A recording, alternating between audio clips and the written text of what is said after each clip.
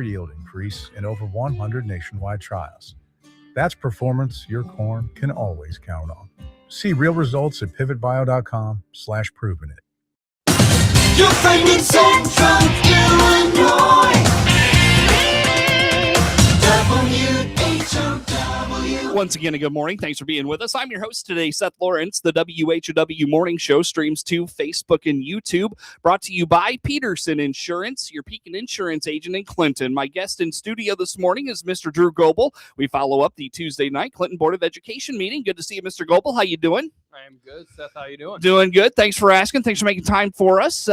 It's awfully cold out there. Have you at all thought about, delaying school, or like what's been your thoughts these few mornings?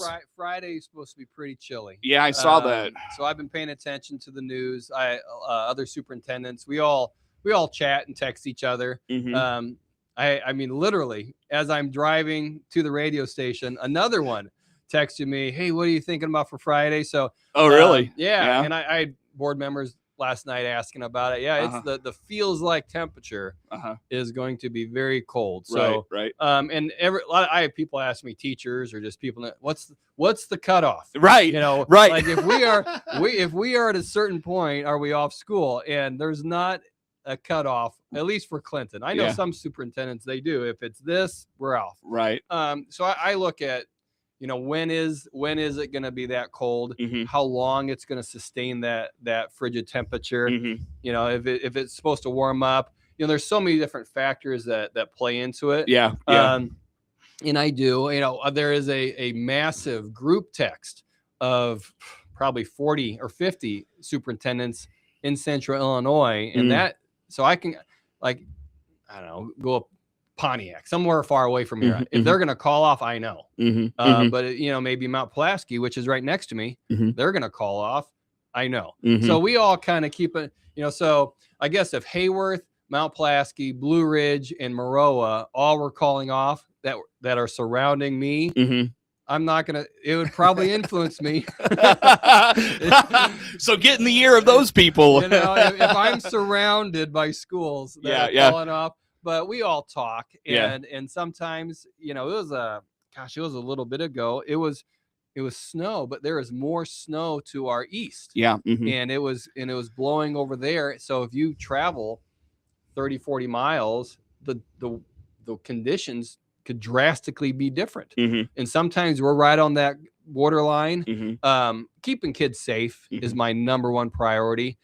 So all those things go into it, but I know Friday is going to be chilly. Yeah. Can I tell you a funny story? Yeah. We're getting ready to put the kids to bed last night, and my oldest, who's in junior high, says, well, one of my friends said that we're probably going to be off school tomorrow. And we're like, where did you hear that? Well, one of my friends said it. Well, your friends don't know what they're talking about. Yeah. So then my youngest, who's at CES, says, well, how much snow do we have to get out of school? I said, you know what? I don't know. I'll ask Mr. Goebel in the morning. And Olive goes, well, tell him it should be 6 or 7 inches. Oh, yeah. There we go. Yeah. So then it's the 6-7 thing in our house all the time. That's oh my funny. gosh. So yeah, but anyways. Yeah. Well, I have 2 kids now that are in the district.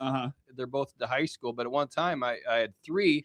Well, there's students that will ask my kids, are we in school tomorrow? Are we school? And my kids, I don't know. Like how am I? Or even like let's say it's the evening time and it's snowing outside. There'll be like random kids that aren't extremely close friends with my kids texting my kids.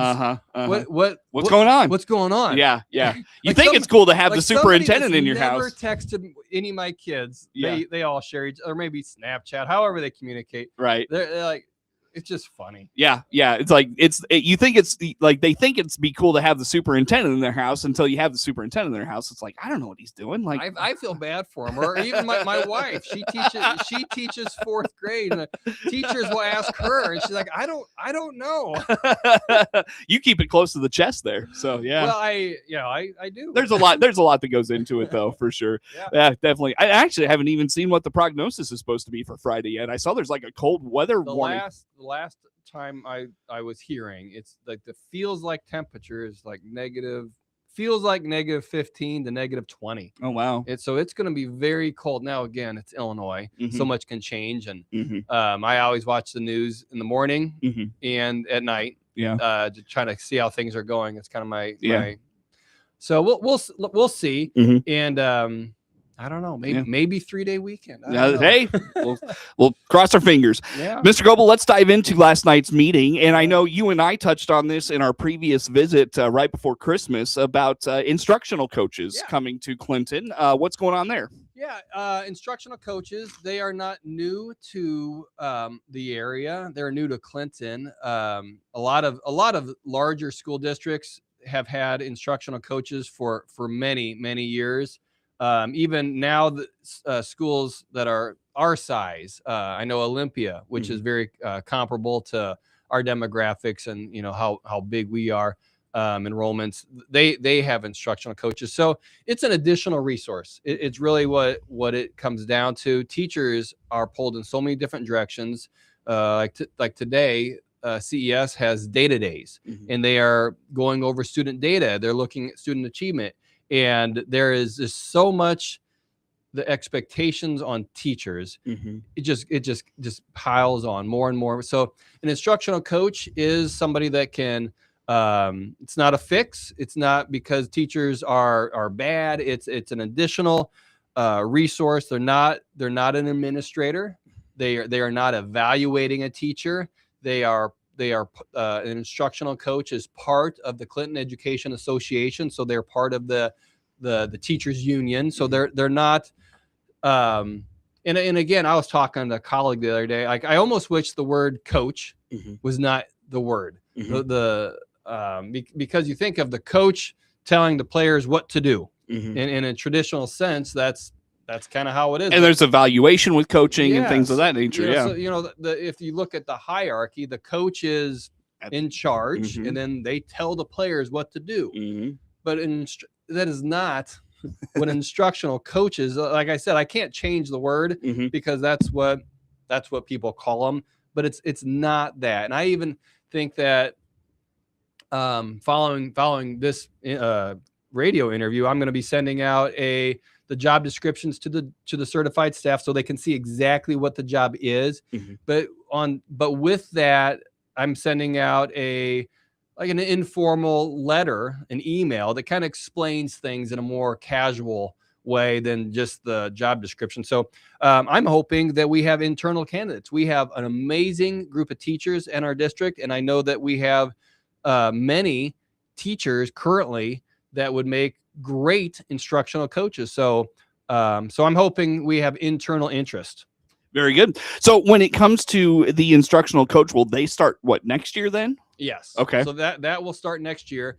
And but we from the time that we get them employed, we want to make sure, and I said this last night, I want to make sure that person who is the instructional coach is ready to go when we start school in August. So they'll have some runway time. There will be professional development, probably even this semester, and then throughout the summer. So whoever does apply for it, just know that there is professional development to help you be able to do that job.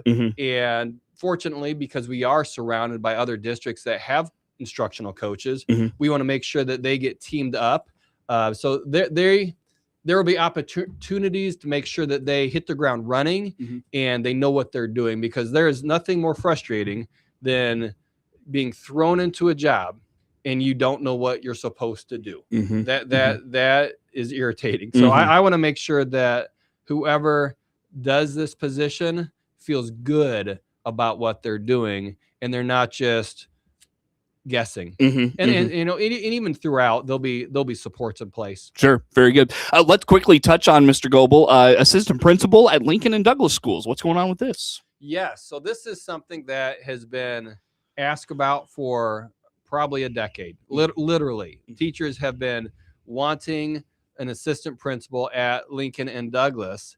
But the current model, but next year, and we've talked about it on the radio, and it's people, at least in Clinton, are aware that next year, all of the kindergarten and first grade students all those students Mhm. will be at Lincoln School next year. Mhm. And then next year, all the preschool students will be at Douglas School. So right now we have what you would call a neighborhood school Mhm. where you go to school in your neighborhood. Mhm. And that was an old model. Mm-hmm. Most school districts throughout really Illinois that they don't have neighborhood schools anymore. Mhm. Moving to an attendance center is Mhm. what we will have next year. Mhm. That is much more common. I think that for academics, instruction, supports, Mhm. all of that makes, in my opinion, a lot more sense. And that was approved in a several board meetings ago. Actually, the previous principal of Lincoln and Douglas School, the night that it was approved, she reached out to me and said, "Thank you, Drew. That I wish we would have done that years ago." Mhm. So that was not a new concept. Yeah. Yeah. Now Now, why is an assistant principal needed for exactly. that? So the idea of an assistant principal is going to be that additional support. Mhm.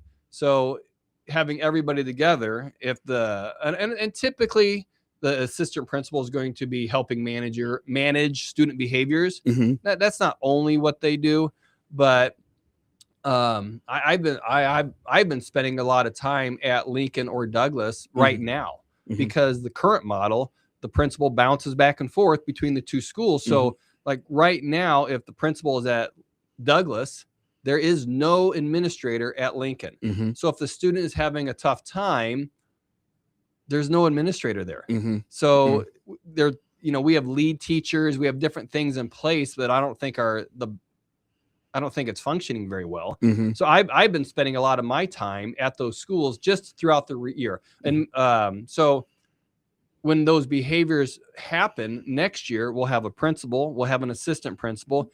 We also have right now an SEL teacher with social and emotional learning Mhm. that's helping those kids, social skills and how to share and how to manage their emotions. And, so that we have that position, Mhm. but that position right now bounces back and forth Mhm. between both schools. So that's hypothetically the principal and the SEL person Mhm. as at Douglas. Yeah. And then there's a problem at Lincoln. Mhm.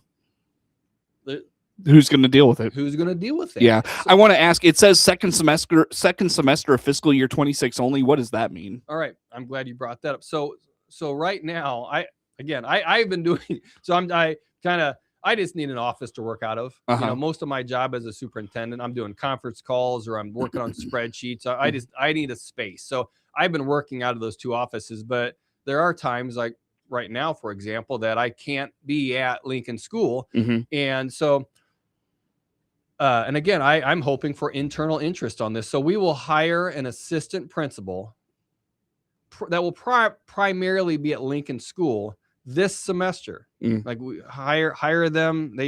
I'm guessing they might start after the February board meeting. Mhm. That person would then have to reapply if they want to do it next year. I see.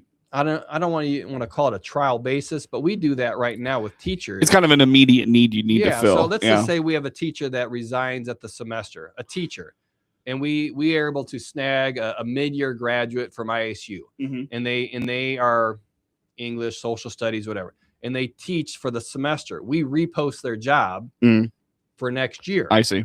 And if they do a great job, They've got the inside track. Maybe we give it to them. Mm-hmm. Sometimes they don't, Mhm. and we open it up and we find somebody better. Sure. This is a very similar situation to that. So Okay. if the person that does a great job, then I would say they're on the driver's seat Mhm. to do it next year. Got it. Got it. Typically you don't have. I'll say this is super crazy, but normally you don't hire an assistant principal mid-year. Mhm. Mhm.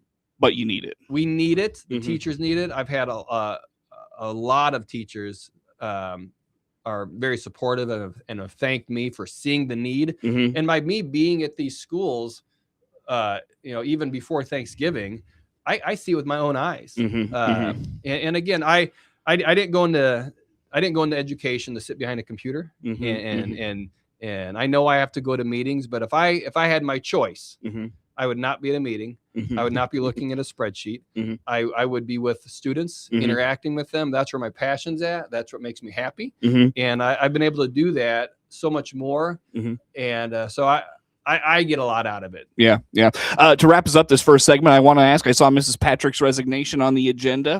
What can you tell us about that, and how about filling her position? Yeah, she's resigned, but at the end of this year, so she's not resigning effective immediately. So Mhm. she's gonna finish the year out. There's still a lot of restructuring that we have that we're working on. A lot of work to do, but yeah, she has put that in, Mhm. and so we will be also looking for a principal, but that will start next year. Okay, gotcha. So Yeah. very good. Search goes on. Mr. Drew Goebel, Superintendent of Clinton Schools, our guest in studio. We follow up the Tuesday night Clinton Board of Education meeting. More to come with Mr. Goebel on the morning show.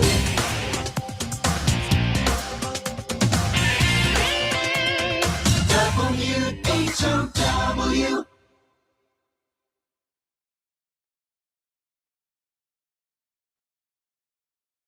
Let's check the opening numbers now at the Chicago Board of Trade on this Wednesday. Jim Taylor on the RFD Radio Network. Corn, beans, and Chicago wheat all starting the day in the green. March corn opening 426 and a quarter, up 2.5.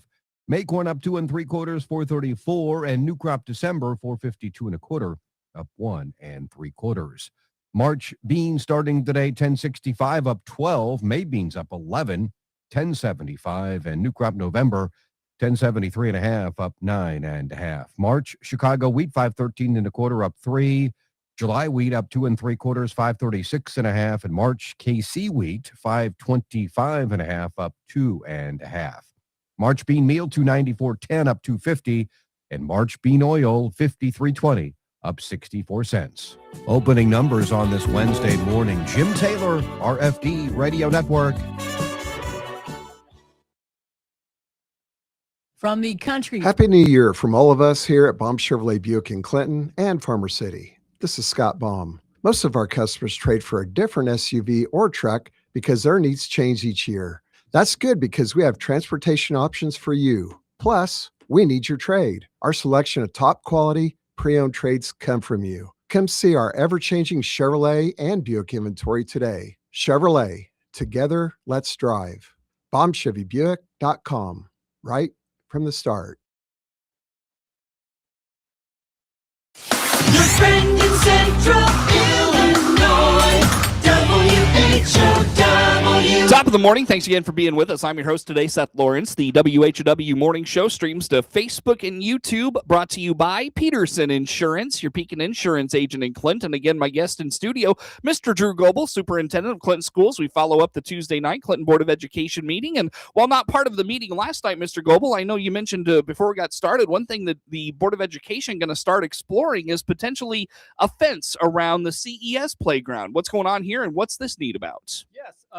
So putting a fence around a portion of the playground in the front of the building, that has been a debate for, again, many years. I was actually I think I was the assistant principal at the junior high when CES was being built. I've been at Clinton for over 15 years.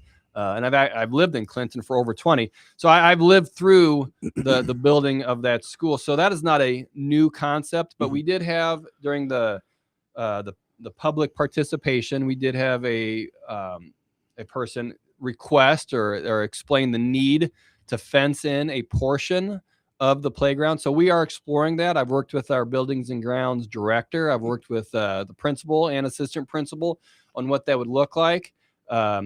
It's being looked at. I do not foresee, it would not be a huge fence around everything. It would be there's on the south side of CES, there's almost like a little courtyard area. Mm-hmm. So we would look at making sure that area was fenced in. Mm-hmm. And then I think we'd go all the way up to Illini Drive because there's a lot of traffic. Mm-hmm. And I know that from where the school's at to Illini Drive, there's a lot of space between those areas. However, we have kids that play kickball. There's kids that play around in that area. And so having the fence go all the way out to Illini mm-hmm. is something that we're looking at. and then coming back along that sidewalk. And that's where things would not come. I envision not in completely putting a fence around everything, because you have the school there. Mm-hmm. And I don't know how people are familiar are with it, but then you have all that concrete, and you have the basketball hoops, and you have the place where the kids play, all those things. So I would say the design that we're looking at would enclose like 95% of that area. And then if you'd even consider the school as part of keeping that area in, there would be an area that would not be enclosed. But if we would have staff, it'd be very difficult for somebody to sneak off. Right. So that is something we're looking at, because we do have some special need kids that, but not only special need kids, but we do that will run. And, and we have the neighborhood to the south, and we don't want kids getting in there running through the neighborhood. Right. Sure. We don't want anyone running in the traffic. So it's a safety issue. And so that's something that we are definitely looking into. Sure. Very good. Well, Mr. Goebel, thanks for coming out. Always good to talk to you. We'll talk to you in February. All right. Very Thanks, good. Seth. Yep. That's Mr. Drew Goebel, Superintendent of Clinton Schools, our guest in studio today. We follow up the Tuesday night Clinton Board of Education meeting, and the morning show streams to Facebook and YouTube, brought to you by Peterson Insurance, your Pekin Insurance agent in Clinton. Network news comes your way next on the WHOW Morning Show. WHOW.